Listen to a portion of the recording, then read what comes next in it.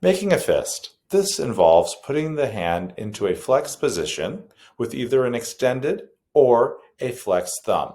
The opposite hand can be used in order to push the fingers into a fist as well.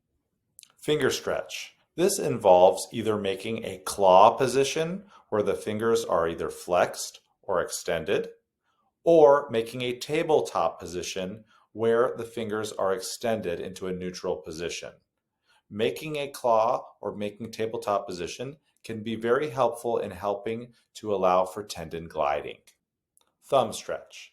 This involves touching the thumb to each of the fingers or opposing the thumb to each of the fingers, or involves pulling the thumb and pushing it all the way until the palm.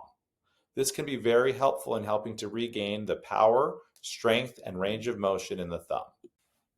Wrist stretch. This involves putting the wrist into a neutral position and then flexing or extending the wrist. The hand can be placed into a neutral position, or it can be placed into a fist in order to flex and extend the wrist. A variety of tools can be used to help regain grip strength. Tennis balls, racket balls, or stress balls can all be used in order to help for a patient to regain their grip strength.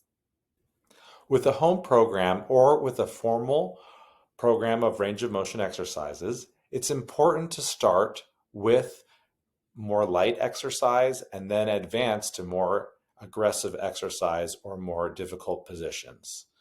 A lot of patients like to think about this as yoga training, whereby when they begin as a yoga beginner, they are not doing the most aggressive exercises in terms of their extension or flexion.